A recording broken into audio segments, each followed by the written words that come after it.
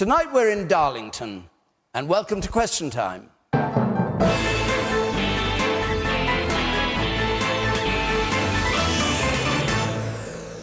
And with us here tonight, a former banker and advisor to George Osborne, now the government's energy minister, Claire Perry. A human rights lawyer before going into politics and Jeremy Corbyn's occasional stand-in at Prime Minister's Questions, the shadow Foreign Secretary Emily Thornberry. Property developer, champion of academy schools, co-chair of the pro-Brexit pressure group Leave Means Leave, Richard Tice. Rachel Sylvester, political columnist on The Times, and a long-standing supporter of Manchester music and Manchester United, the broadcaster Terry Christian.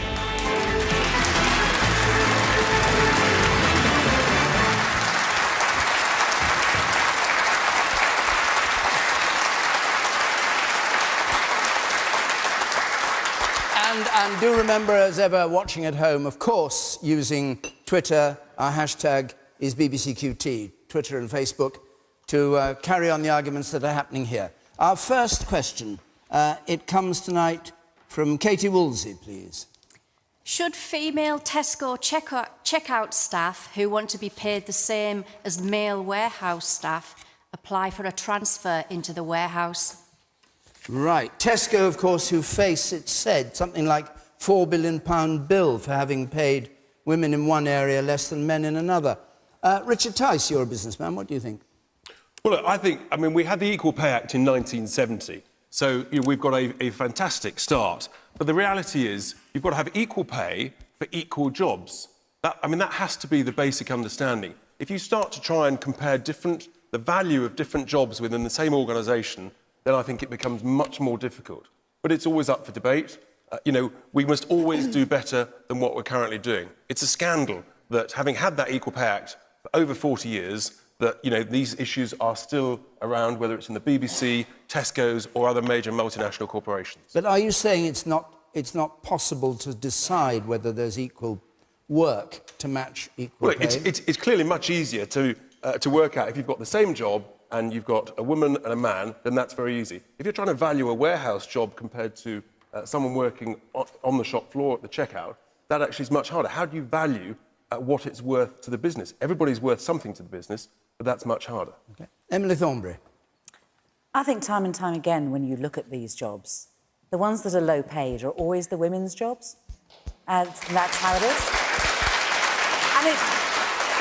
And it drives me crazy. Barbara Castle introduced the Equal Pay Act in 1970. I bet she'd be turning in her grave to see that it's still going on and that women are still systematically paid less than men.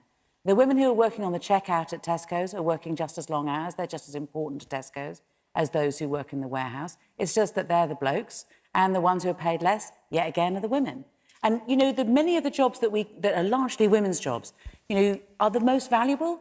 So looking after your mum, you give it to social care workers, and they are usually women, and guess what? We pay them as little amount of money as we possibly can within the law. Or our precious 4-year-olds are looked after, again, largely by women and largely paid the least amount. What about Tesco, which the question was about? So Tesco's. I'm just saying that it's a coincidence, isn't it? It's more than a coincidence that it's the blokes in the warehouse who are getting paid more than the women on the checkouts, and it is because certain things are seen as women's work, and therefore, almost by definition, they're not seen as valuable. And yet, many of the work that women do are actually really valuable. Looking after a 4-year-old, why is that less valuable than being a banker or anything else? This is the way that our society is structured. Well, you're arguing for equal pay for bankers and what I'm saying is that we need after 4-year-old children. I'm not following your argument. There are largely 12 jobs that different workforces in which women go into, and they're very similar to the sort of work that women do at home. And time again, it is undervalued. So whether it's secretarial work, whether it's nursing, whether it's caring, whether it's teaching, all of these things tend to be women's work, and they tend to be underpaid. Okay. And we have to think about that. All right, you sit up there. Man with the spectacles there. Having worked in one of the top supermarket chains, I've seen both the shop floor type of work and the warehouse type of work. And I can say for a fact, like, work on the shop floor, you you're speaking to the customers, it can be quite relaxed. While in the warehouse, it's noisy, it's loud, it's cold, it's hard graft. So I think trying to compare shop floor work to warehouse work, I think it's not the same. I'm not saying it's the same. I'm not saying it's the same. It's different work, but it's just as valuable. All right, the woman Just there as in the valuable, yeah, centre. but OK, I got your point. You, madam. I can see what Emily's saying, but you've got 2 jobs in Tesco's, so it should be 2 separate job scales. My take on the equality pay is more based on what's happened recently at the BBC. Why did the men feel that the only way they could step up for their women's colleagues was to take a pay cut? Yeah.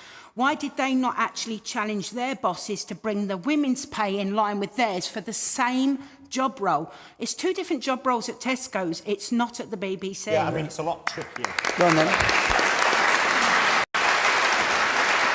Terry Christian. I was going to say it's a lot trickier at Tesco's, and it's one for lawyers, and it is at the BBC, because, you know, if you think about John Humphreys, God bless him, harumphing about art and new technology while reading the editorial from the Daily Mail, then you've got to wonder, is he really worth 4 times what a female broadcaster does when she's doing exactly the same job as him? It's one for the lawyers at Tesco. The woman here. We're having the debate here because there is still women's work, that can be lower paid. But even when women and men do an equal job, there is still a gender pay gap. Iceland just made it illegal to pay a man more than a woman. Do the UK need to follow that example? Claire Perry. Look, it's 100 years since some women got the vote, and I still find it incredible that there are jobs out there, including at the BBC, where women are systematically paid less for doing exactly the same job as a man. And it is really good that the gender pay gap is at its lowest level. We've brought forward lots of proposals, so companies have to disclose what they're paying, and so does the public sector and so does government. I think this is a complicated case, as the gentleman said, because there's nothing to stop women taking on those jobs. It'd be one to work with interest. But we've seen time and time again, we had the big cases in local government a few years ago where women had to fight through the courts to get equal pay for the same jobs. It's got to stop. We have half the workforce now as women. We know we're going to be wanting to work for longer, and we have to make sure that we are giving women exactly the same pay and rights as some of us got with the vote 100 years ago. Yeah, I mean, certainly in supermarkets as well, the women aren't unionised. Now, maybe if they were in a trade union, then they could collectively bargain and they would get that. And one of the problems, and, my mum used to always say this, one of the reasons that women are often paid less than men is they seemed very reluctant to join trade unions in the past. And even now, women are often, in jobs, decent jobs, will often do unpaid overtime because they may be a bit more conscientious than the blokes, but they shouldn't be doing it, really, because they're driving their own wages down and everybody else. Let me go back to Katie Wolsey, who asked the question. What's your view? I agree with the man over there. I think that if women want to go and work in the warehouse, go and apply for the job. Why should they get paid more? I wouldn't mind sitting on my behind all day, scanning stuff and chatting to people. I know that working in a warehouse, because I actually do work in a warehouse, by the way. I own my own business and I have a warehouse. And I was there today. It was freezing cold and it's dirty and it's dusty. I'd like to see the women apply for those jobs if they want the pay as the same as the men. Yeah. OK. Rachel Sylvester. I think there is still a huge issue. There's an 18% gap on average between what men and women earn, and there are all kinds of reasons for that. Same jobs. Well, not for the same job, for the same job. But the problem with this is that it's about what society values. So society values less the caring roles, whether it's being a carer, a cleaner, a dinner lady, compared to what is seen as the strength and muscular roles. Yeah. And I think that's a big problem, and you can't get around that. And that's about social values as much as about employment law. There's one other thing. I was just going to bring Richard Tyson. I'll come back to you. So, what's particularly disappointing, we are one of the worst in Europe at this. It's almost only Germany that is worse than us. I think one of the ways, the government's got to be much more ambitious with its targets. I think the other thing is we need many more great women in senior roles in corporations, and then it's much less likely to happen. So that really has to be an objective. OK.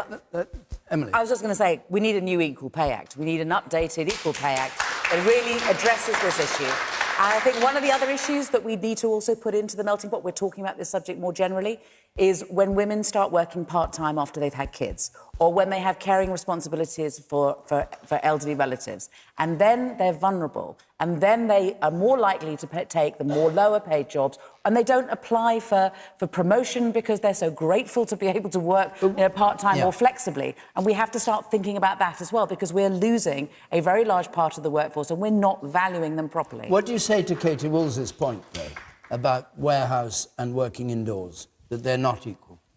I'm not saying that they're the same job; they're different jobs. But for Tesco's, to have people working on the cash points and to be talking to customers and to be the face of Tesco's is a very important job as well, and ought to be valued in the same way, in my view, as people working in the warehouse. Yes, of course, it's a different job.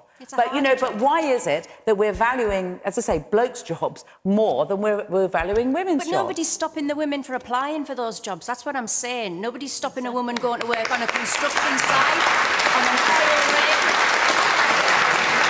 truth is, the women don't want to do them dirty jobs. They really don't want to do it. And if there were more men, for example, doing childcare or doing caring for the elderly, I bet.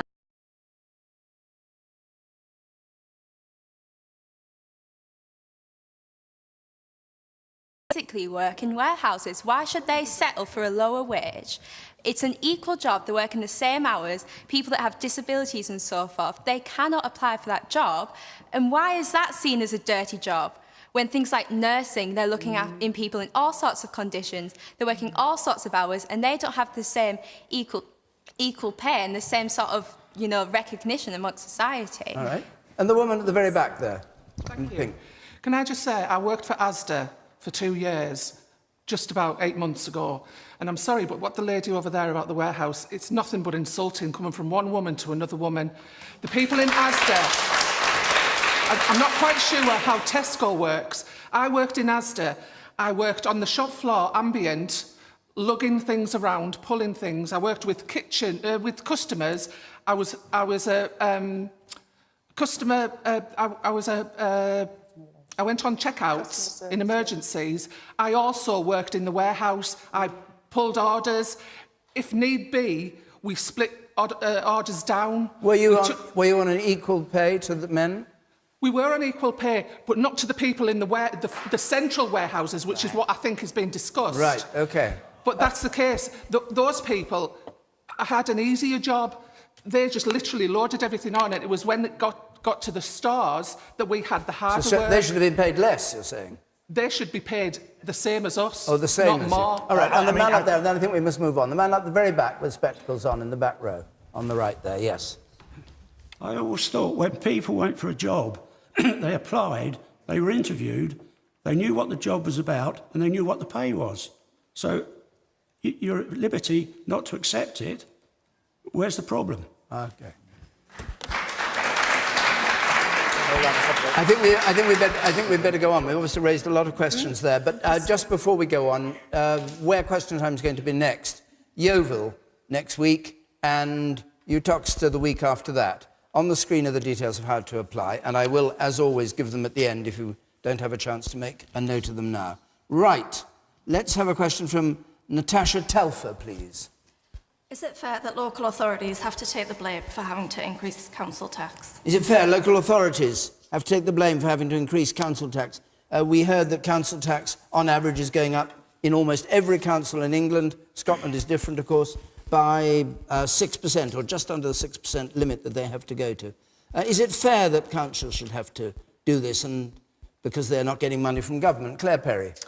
I think one of the things I find is that people, the closer they see money being spent to them, the more they feel they're involved in those decisions. And one of the terrible things a few years ago when I first came into politics was only 30% of people thought they had any influence over the way any of the money was spent locally.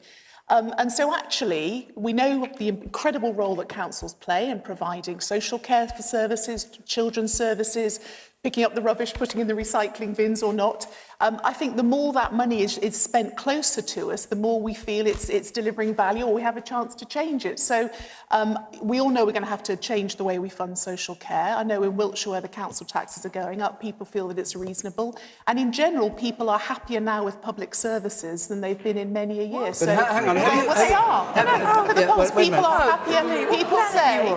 People say they are happier with the public services than they've been in a long time. Look But at the why, facts. the question comes, the point of the question, why have you deliberately cut money from taxpayers to the councils by 40% since 2010 and put all the burden on the councils? That was the point of the question. I was out today with your fantastic combined local authority. Are you going to answer that question? Who are working collectively on the TE side, the SSI side, which is going to be absolutely amazing. And it was about, and there's a huge devolution deal behind that, almost £500 million over the next 30 years. I think that money coming out to local government, being spent locally, is the right thing to do. But hang on, the question Natasha asks, is it fair local authorities have to take the blame? You know perfectly well what the issue is. Local councils have lost 40% of their money from central government, and they're lumbered with having to raise it from the rate from house a whole owners. series of settlements. We want to make sure that business rates, which are raised locally and historically go whistling back to Westminster, are actually kept and spent locally. To me, this is about changing the funding base, so it's actually more money is raised locally and spent locally. Do you think it's fair, Rich? No, I think the government's passing the buck to local councils, particularly on social care. There've been something like...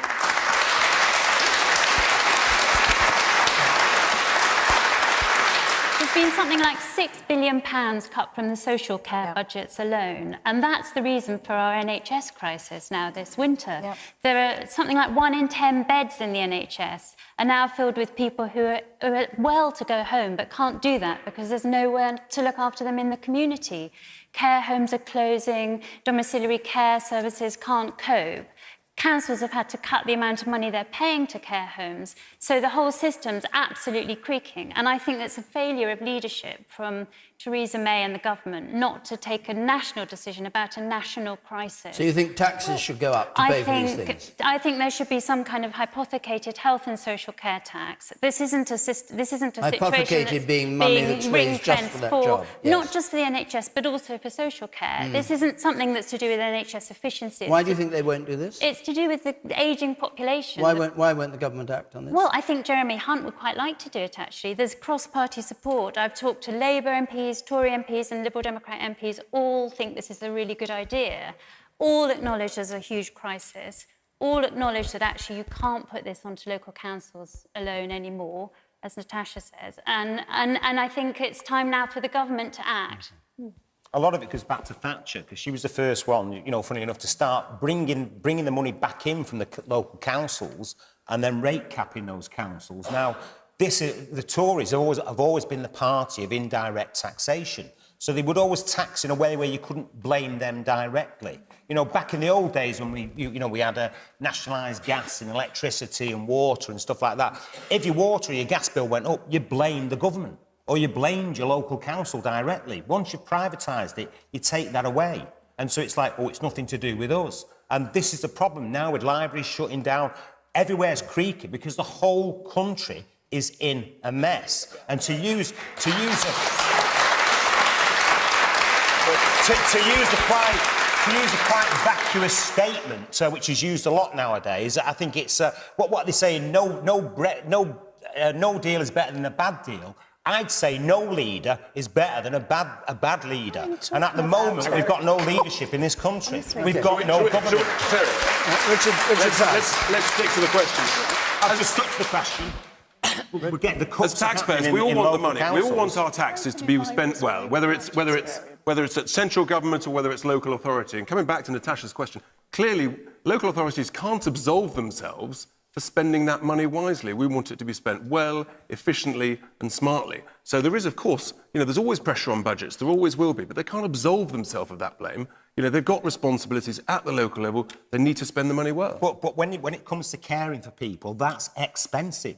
And that's got to be taken into account. So local budgets and the expenses going up, and it's all coming down on the NHS. All right, I come to Emily Thornby in a moment. I'll go to the man over there in spectacles. Let's just hear from one or two people who have to foot these bills. Yes. The woman there, yes.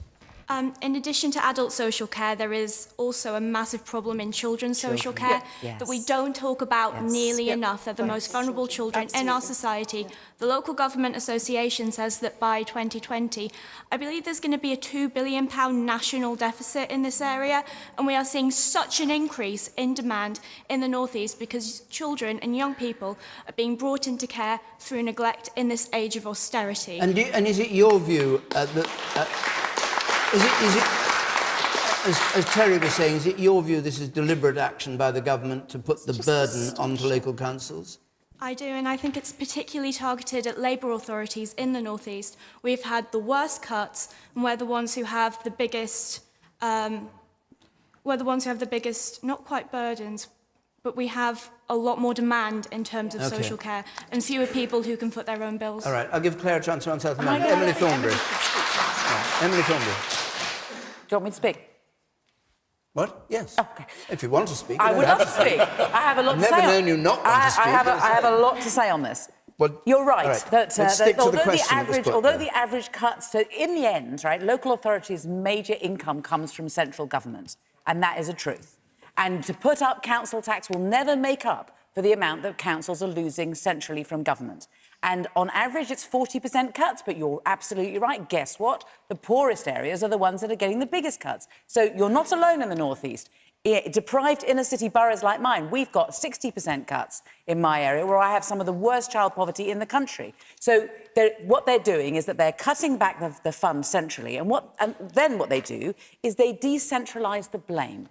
So that they cut their money from central government, and then local people say, what's happened to our bin service? Why are our streets so dirty? What is going on? And they blame the councillors. But actually, it's central government, and it is being done deliberately, and the chickens are coming home to roost. That is what's happening. And we know that the people who really suffer are those who are the most vulnerable, because councils absolutely have to look after children who are on the verge of going into care, and they don't have enough money. And councils have been telling this government, pleading with this government, councils of every stripe, and they just have cloth ears on this and will not listen. All right. And as for social care... OK, I think the moment's made. It's a pretty severe indictment, Claire Perry. What do you say to that? I admire her passion, but she's just wrong. And here's why. So we talk about wanting to fund better our NHS, our social care, our vulnerable children's services. And there are two ways, as you know, madam, because it sounds like you're a local government expert, to fund this. We can either increase borrowing, or we can put up taxes, or we can cut costs. And I think councils have cut costs very effectively across the country over the last few years. People have done an amazing job and found lots of efficiencies. Well, so we have a choice. Do we put up taxes?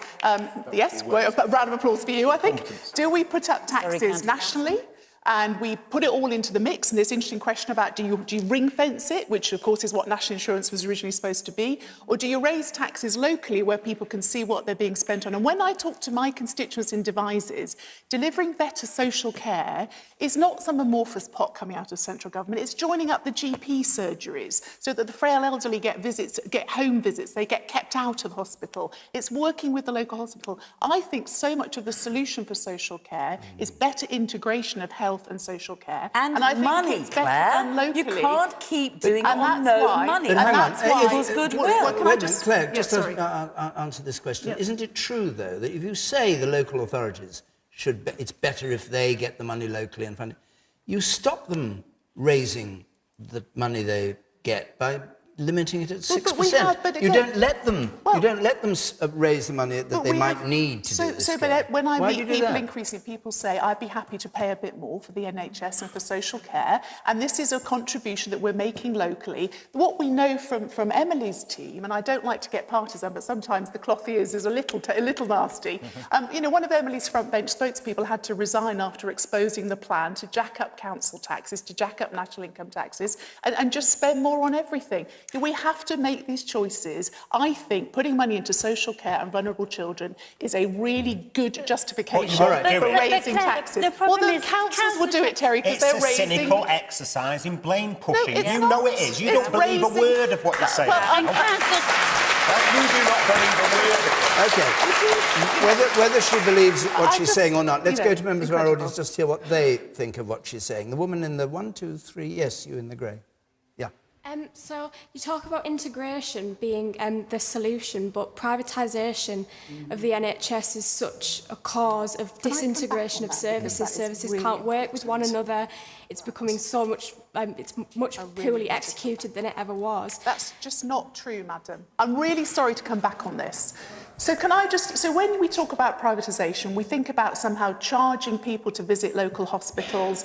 For decades, we have had independent providers. No, we don't. When we think about privatisation, we think about public money going to private. Let me try and shout down. I mean, people hate seeing politicians doing that. You're talking about in this area, in my area.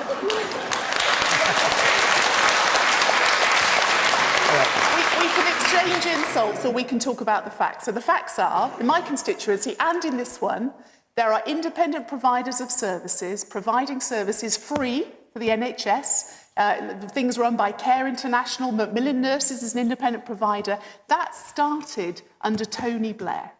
It's continued because actually we shouldn't have ideology in the health service. We should protect it and make it free at the point of demand for everybody who needs it. Stop the ideology and focus on facts. Claire, the question is not about that. It's about local authorities, about the increase in the rates. I was responding to the point yes, I know about you were. privatisation. The man there in the third row. Yes, how about instead of cutting budgets and forcing local councils all over the country to put their taxes up, how about you cut the foreign aid budget and then that money could go towards other things that are needed in this country? Okay, don't say every point that's made. Don't sit there shaking your head. All right, we got your point. It's a sensible solution. Fine, let's hear from the man at the very back there, up there. I think you just need to look at, rather than what's coming in, is what's going out. And when you look at this local authority here, generally the net spend has been pretty consistent during this period of austerity. If you look at also, it's the fact that councils have an obligation to carry out a statutory or provide a statutory service. Now, this council here again spends on non-statutory services, and that's fine as long as they're breaking even. But when they're costing a lot, we need to look at what we're actually spending our money on, not what's coming in. Are you saying that they're spending money they didn't need to spend? They're spending money on non-statutory services, which are making a loss. Like what? The Dolphin Centre. Oh. But it's great. But it'd be this is where we're sitting. It'd be absolutely peanuts. Well, no, this is actually Central Hall. The Dolphin Centre is next door. But the swimming pool and all that, where we've been all day, not swimming, but getting ready for this programme. You think that shouldn't be funded by the council? And you also, come back to what's coming in, the Labour government, over the period of the Labour government, council tax increased by 100%. Now, during this period of austerity, council tax generally is only increased by around about 15%. Okay. So you've got a significant imbalance there. But who would you like to have pay for the swimming pool? I think it should be private. Okay. So, somebody who basically makes a profit. Okay. And you in the second row here, the one here. I work in healthcare in a senior role.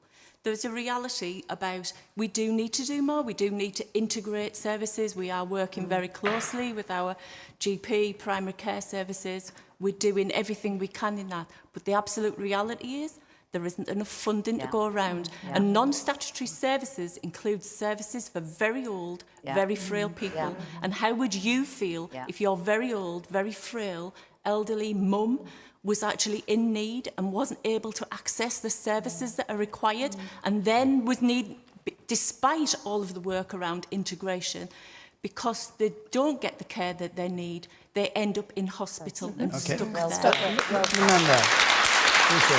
A woman there, sorry. Yes.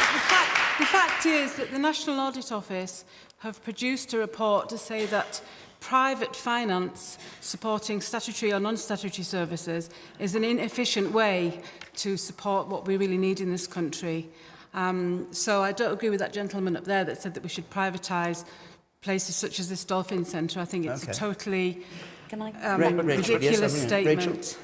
I just wanted to go back to the original question and question what Claire was saying, because actually councils, it's the least fair way of raising money for social care, because the richest councils, by definition, can raise the most from council tax. And it's the poorest councils that have to pay the most for social care, because they have the fewest people who can afford to pay for their own care. So it's the imbalance. That's why it has to be a national system. That's right. Do you want to come in on this? Well, I think the point is it is all about choices, and the gentleman raised the question of the foreign aid budget. We know we've got a huge crisis in social care, and as a nation, we have to make that choice because money doesn't grow on trees. We've got to make public services well-funded, but they've got to be efficiently run. But, you know, it is about choices. And the government has to have the courage to make that choice. Terry would love to print money. You can't just print money. You've got no choice if you need social care. Correct. Right? So if you are homeless, you've got no choice. If you are terminally ill and you need a carer, you've got no choice. And if you are disabled, you have no choice. So all of this nonsense about you've got a choice, of course you haven't. Get into the real world. All right, the government's got to make a choice. Okay. Where does it invest the money? We've got because what you save in the short term ends up costing you more We've in the got many long more term. questions. We've got many more questions that our audience here in Darlington want to ask. So I want to move on to another one. So I've got 2 or 3 more I'd like to get through, and we're halfway through the programme. But let's have this one from Helene Lawson, please.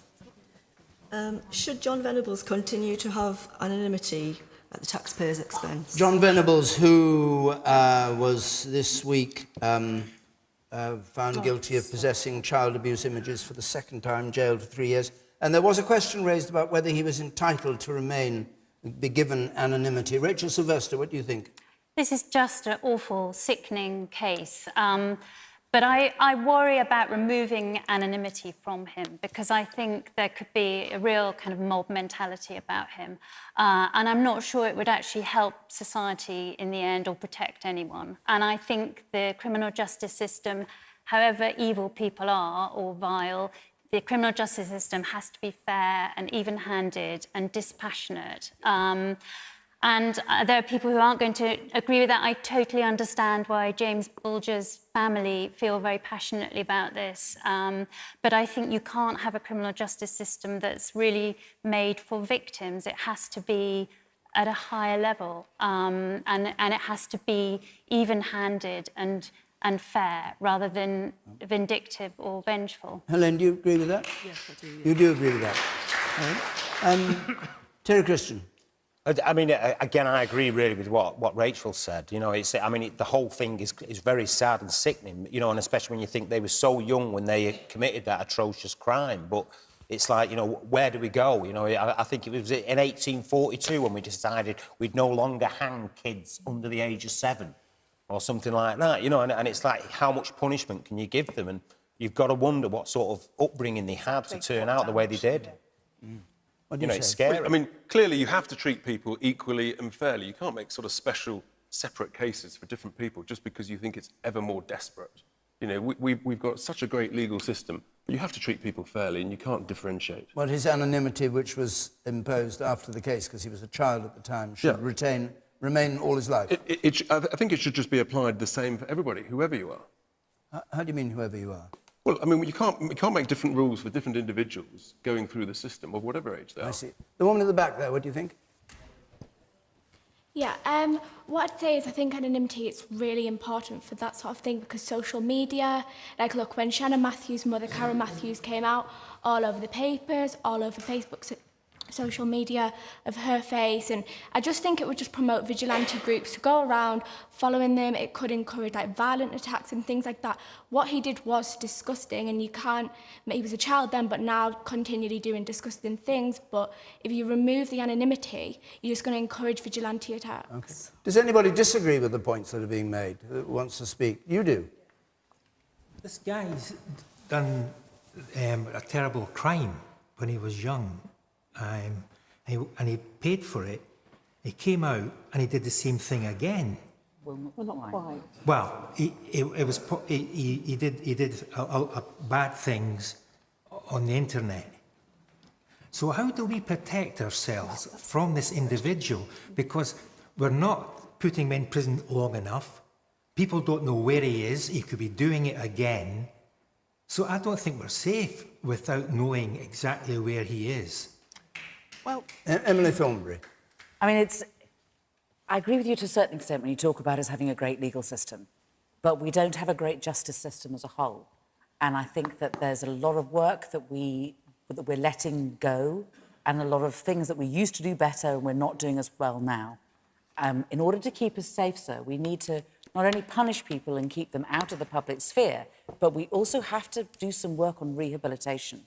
And we have to have a decent system that when people leave prison, that there is some attempt to a probation service that is there as a safety net in order to ensure that people are, doing the best they can to get back into society and to keep on the right side of the law.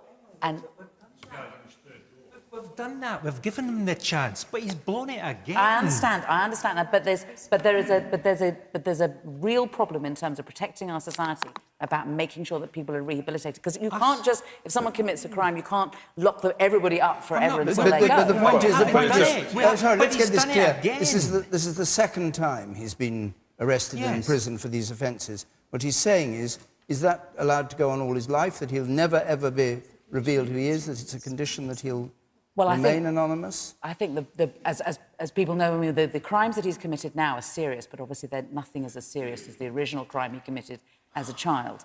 And the difficulty is that if his anonymity is got rid of, he will be at risk of losing his life. OK. Does anybody else want to disagree with the points that have been made on the panel? I'll come to you, Claire. You at the very back there, yes. I personally believe, obviously, the initial crime was horrendous. I still remember watching on the news. Yeah. You couldn't imagine somebody that young actually doing something like that. Now, you've both mentioned we've got a great justice system. How about we set a precedent and say, right, you do it again, I see you in my courtroom again, you're losing your anonymity. All right, Claire, OK, Claire Perry. Put the ball back in the net. Let's see if he can actually be rehabilitated. I mean, no, I think those images are seared in everybody's memory of that little lad going off with Bootle. And actually, the only positive thing, if you like, that came out of that was that it appeared that these young men, who must have had the most unbearable upbringings to do those sorts of crimes, appeared to have gone through the system and it had worked. They had achieved a level of competence, they were able to function. And the only thing I would say is the system is actually working. So he's coming out, they obviously know where he is and what he's doing. They're finding the fact that he is consuming this vile imagery and he's breaching the terms of his licence and going back to jail. I'm not suggesting that isn't a cycle that should continue forever, but I don't think revealing his name does anything to make the chances of him doing that any less. The bigger problem actually, sir, if I may, the other big problem is the fact how easy it is to access that sort of sickening stuff on the internet, and the work that we've done over the years cross-party to try and tighten up this system so you can't find that stuff is hugely helpful. The woman here, and then we'll move on. Yes, the woman there.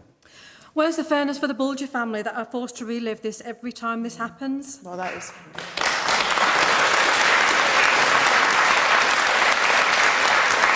And so what's your answer to that? I don't think we should be forced to. I think that there should be a lot more research done into the person while they're serving inside to find out whether they're safe to be released. OK. Yes, the woman there in the middle. I think his name doesn't help. There was 2 children that was involved in that crime. Robert Thompson served his time. Robert Thompson came out. Robert Thompson was given anonymity. Nobody knows where he is, what he's doing. Same with Mary Bell. They were given their opportunity. They rehabilitated and they came out. This other gentleman hasn't. Yeah. And where do you draw the line and allow him to repeat it and repeat it and repeat it? I totally agree with the fellow at the back. One more chance, you've blown it, your anonymity's gone. Because where's the protection for my children or my grandchildren? And as that lady said, where's the justice for the Bulger family? All right.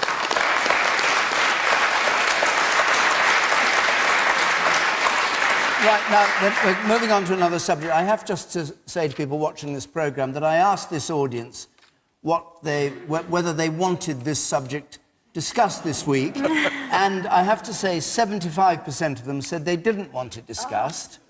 And yet the biggest pile of questions we had was on this very subject. So I don't know where you're coming from, and I hope people at home will forgive us, because this story moves on week by week. Let's have this one. It comes from Stuart Armstrong. It's very pertinent to where we're sitting here in Darlington. Would 16% lower economic growth in the North East be a price worth paying for a hard Brexit? So, Richard Tice wants a hard Brexit, and the report came out this week. Hang on, David. I want a clean, proper Brexit. All right, let's be very clean, proper Brexit, whatever you like to call it. I don't know whether it's a hard one or soft one. All right, well, you'll explain it. But the report came out this week saying that growth in the northeast would fall by 16% if there were a hard Brexit. Look, the reality is about this, and with economic forecasts, particularly forecasts for 15 years out, you know, garbage in equals garbage out with these economic models.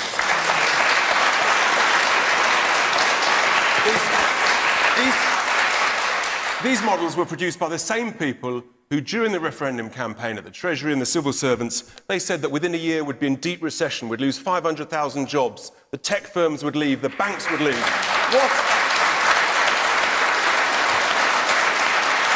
What a load of absolute rubbish. We've got 400,000 more people employed in this country. We've got record low levels of unemployment. We've got so much to celebrate. And the great thing is, the opportunity is just beginning. And here locally, near to Darlington, down at Teesport, there's a wonderful opportunity as long as we leave the customs union, because that's crucial. We can then have a free port. And free ports generate thousands and thousands of manufacturing jobs, as your local Richmond MP recently proved. And that's a wonderful opportunity, because we need to rebalance the economy towards more manufacturing jobs in, you know, less well-off areas. Hang on a second. You dispute the facts, but if it led to a 16% drop in the growth in this part of the country, would it be worth it? That was the question. That was the question. I mean, you're a great believer in leaving. It's completely hypothetical, and we all know, I know it's hypothetical, these people, they can't even forecast 1 year. They can't even forecast 1 year in advance, let alone 15. Well, you're not going to answer I mean, to be honest with you, the minute they say things are going to be bad, right, the Brexiters always say, oh, that's rubbish. The minute it's gone up a little bit, they say, oh, look, you've exaggerated how bad it's going to be. But the proof is in the pudding. Reality We've been proved right. Well, listen, I saw you in 2015 saying, Brexit, leaving the EU is simple. Everything's simple when you're a bit simple. All right, Claire Perry. No, the reality is a 16% drop over here, it's going to cost you something ridiculous, like, is it 1 in 6 jobs? No. The actual Great Recession of the 1930s was a 15% drop. But you're saying rubbish. You're saying rubbish. Good luck with that one. Come and tell me how you're getting on in a few years' time or 16 months' time, because you seem to be very, very hopeful. I don't see any upside to it. So far, the pound's tanked by 15%. Is that a good sign that things are getting better? In 15 years' time, you come We've and got join the the lowest celebration. growth in the EU. You come and join the celebration when we've got more manufacturing jobs in the northeast. We've got free ports. We've rebalanced the economy. Based on what? Based on what findings? Okay. Is it based on that economist, Patrick Minford? All right, let's the stop. one who said there was a minimum wage. It's getting boring. You're getting boring. Boring. I can see why people, if we're going to have arguments conducted like this, I can see why people get bored of the argument. He needs to give his head a wobble. Yeah, OK. Claire Perry, you famously said that some of your MPs were representing... What? I did not. What did you not say? I do hate the way BBC likes to do this fake news. By the way, this men shouting at each other, it's a bit like Parliament. What did you not say? We need more of you in Parliament. Just tell me what you did not say. Shouting at for lying to people. Let's answer the question. Can I answer the question? No, tell me what you didn't say. What I didn't say was that anyone who voted Brexit was in any way to have their views discounted, because we went through the biggest democratic exercise this country has ever seen. And Emily and I were on one side of the debate, probably with you, Terry, and Richard was on the other. And you know what? We said we'd respect the result of the referendum. We said we would deliver what the people wanted, and the people voted for Brexit. Hang on, but on my ballot paper, it didn't say anything about leaving the single market, it's just like leaving Parliament, the customs ladies, union, the blokes trying to shout the ladies down. No, I'm telling you what wasn't on my ballot paper. OK, so Terry, my ballot paper said leave or remain. Terry, please. So, to go to... Wait a second, Claire. Terry, please, let Claire speak, will you? So to go to the question, this question of is it worth it? So I don't recognise those numbers because they relate to the sort of off-the-shelf deals that are out there. Where what we've said is... Terry, honestly, please don't interrupt her. Let her have her say. 15-year-old Terry. It's Democratic... I'm just helping her. Parliament... No, you're not helping at all. You're being really rude, actually. Well, no, I'm just helping her.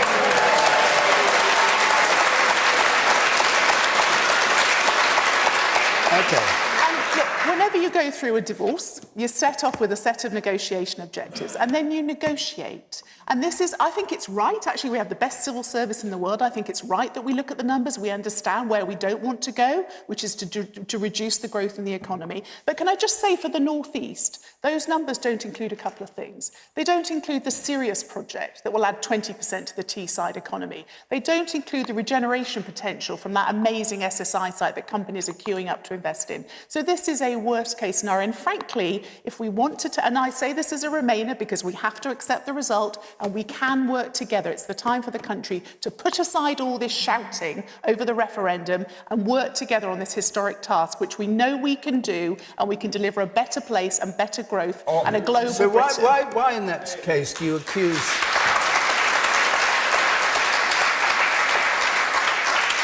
Why in that case do you accuse some of your colleagues on the backbenches? I did not do this. I haven't said it yet. I know what you're going to say. What? You're going to say... Swivel-eyed. No, They're representing swivel-eyed constituents, No, you said. I said in a private group, one of the problems with social media is things leak. That's a lesson for all of us. What I said is I hate extremism in any form. And people who are shouting about my colleagues, all of whom swear an oath of allegiance to the Queen, and calling them quislings and traitors for expressing their views in Parliament, I think that language is disgraceful. Okay. And I think the people that say that, and they're not people who chose to vote to leave the EU, these are extremist voices, and there are too many extremist voices, frankly, on both sides of the debate. Frankly, often gentlemen shouting really loudly. I'm not being extreme. And we want to get together in the Rachel, middle and deliver this deal. No, you can't. Rachel Sylvester. Nissan. No, you just Nissan. sit quiet and This wait. sounds just Rachel said it's going to Sylvester, I'll bring come back the to you. new model to be And women can manufactured. sometimes saying keep that they're talking worried too. about customs Rachel delays and Sylvester, tariffs. please. I think this question goes to the heart of why the government is in such a bind over Brexit. I spoke to a minister recently who said, I've got to choose between what I think is in the national interest and the party interest.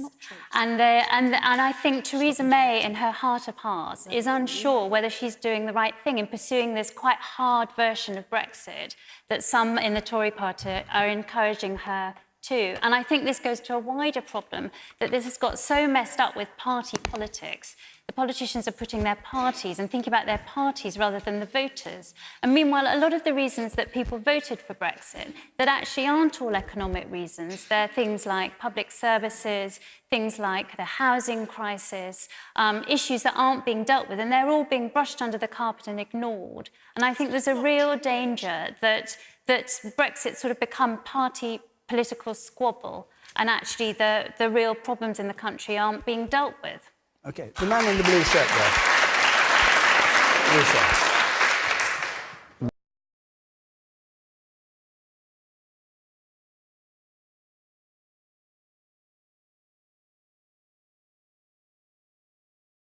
Hearing from you, yes, with the beard. No, it's your turn to speak, Thank please, you. not Terry's. Thank you. When will the hardline Remainers from the political and media elite of this country start to have some faith in this country's ability to perform on the world stage?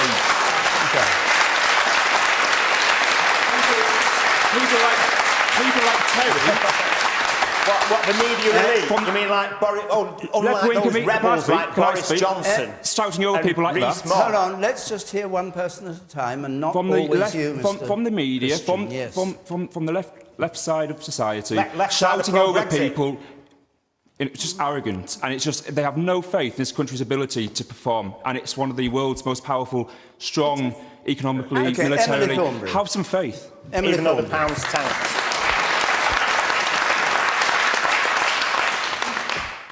We're 21 months on from the referendum, and we're not having a debate on a level that we really need to have.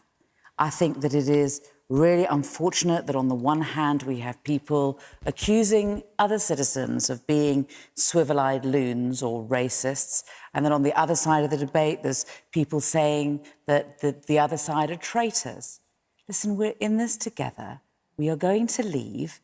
We only have about 8 months now to start making a decision about how it is we're going to leave and what it is that we're going to do.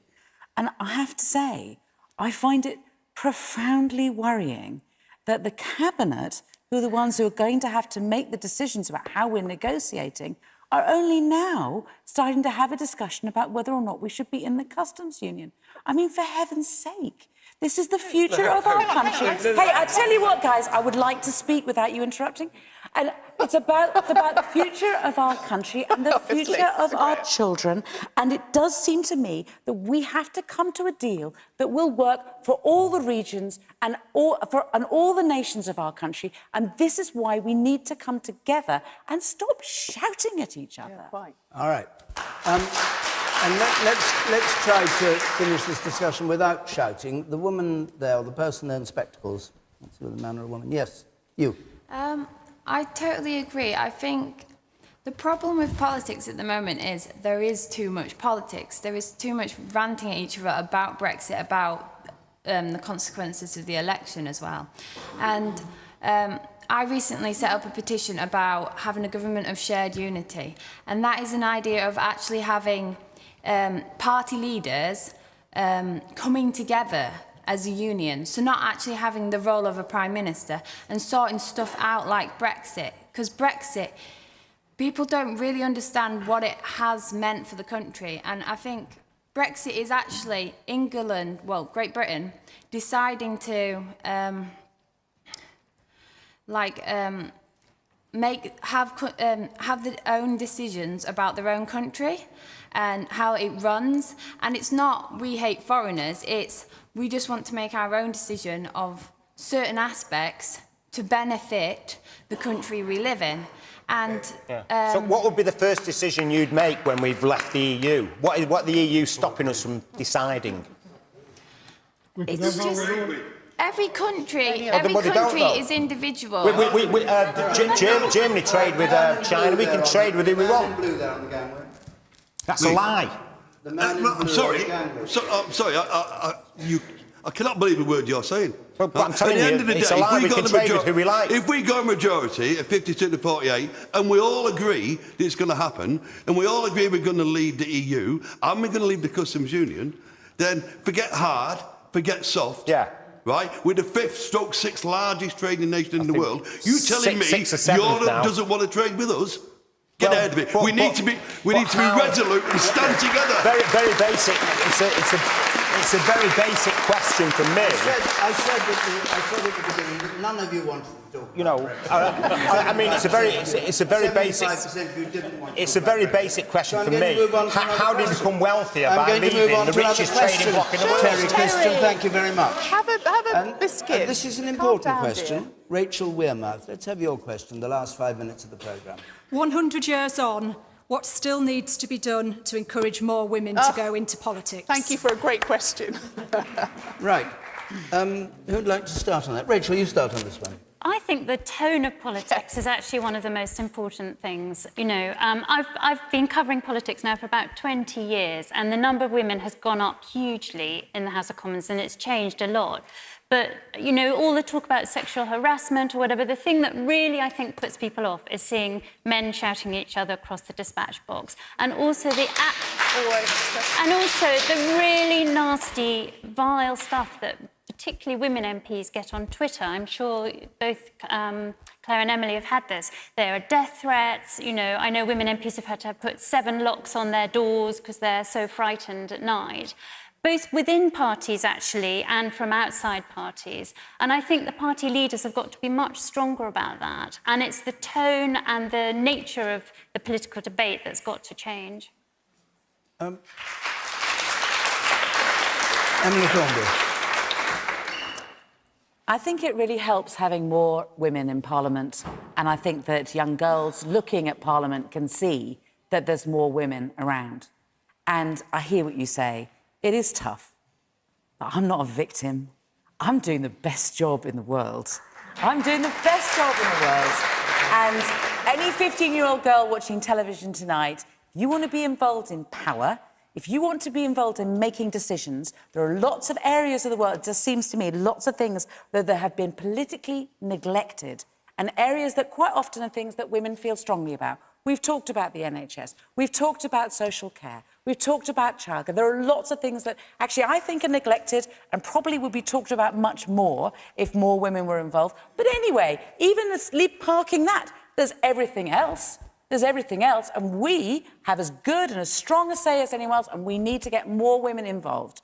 And yes, I think the more women we get, the more that women will think, this is a job for me. I can do this job as well. And in the end, you don't need any political qualifications. You don't need to go to university and get a degree in being an MP or anything else. You just need to be a good, strong voice for your community and be proud and speak out and be brave and be bold. And it's a job for girls.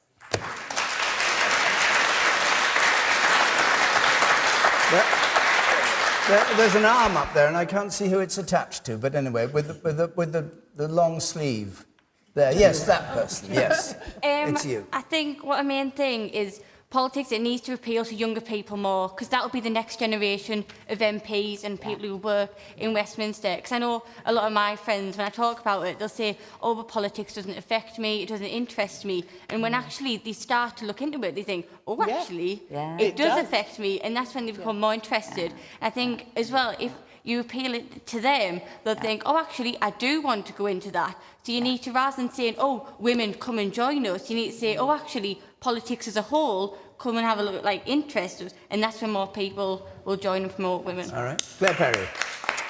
I completely agree with Emily, and I have to say, you know, the more women get in, the more the tone changes. You saw, this is what happens all the time. Lots of people shouting about the theory of things, and actually women in general, cross-party, work together to get things done. And actually the essence of being an MP is standing up for a constituency that you love and trying to help people in it. And that's the stuff you don't write press releases about, you just do it. And I think women, frankly, do that, as well as men, very well. But I would change one thing radically. So we're about to embark at some point on restoring the Palace of Westminster, which is the cradle of democracy. It's a beautiful body. I want to do it at the minimum amount of cost for taxpayers. Why don't we have a chamber that isn't based on how far men used to have to stand to not kill each other with swords, which is where the measurement of that chamber come from? Why can't we have a more consensual setup that doesn't encourage people to yell at each other across the dispatch box? That would definitely help. Richard Tice. I think, you know, Emily was 110% right, you know, and it is fantastic. I was interested that you what attracts you is just power. Yeah. Yeah. Hopefully what attracts... Well, yeah, but actually, hopefully what attracts politicians is making a difference, improving But you can't make a difference without lives. power. That's the whole point. That's the whole point. Politics is about power and making decisions, and who you when you close your eyes, who you're thinking about. But in terms of encouraging... And how you're making those decisions and why. Could you not shout at me so I can speak? I'm just telling you. I get quite passionate about this. A brief last word, and then Terry. We have got to encourage more people into politics. We have got to do something about the abuse on social media. When we go home tonight, it will be absolutely horrendous out there in terms of the trolling. Terry Christian. Don't read it. Terry Christian.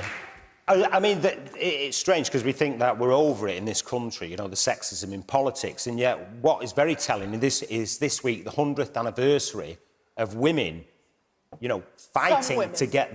women fighting to get the vote. Some women, 100 years ago, but... I've heard the phrase, given the vote. They weren't given the vote, they fought for the vote. And, you know, there's still a long way to go. OK, we're on our second female Prime Minister. Well, yeah, good. Personally, I think we should just let the Downing Street cat do a better job, but it's great that she's got there. OK. But the reality is, you know, if you look around the world, there's still a long way for women to go, you know, and I was quite moved by those women in Iran, you know, doing the hijab protests. And, you know, that to me is something that we should applaud, and that is a sign of how far women have got to go in politics, not just in this country, but all around the world. OK, we have to stop. Thank you very much.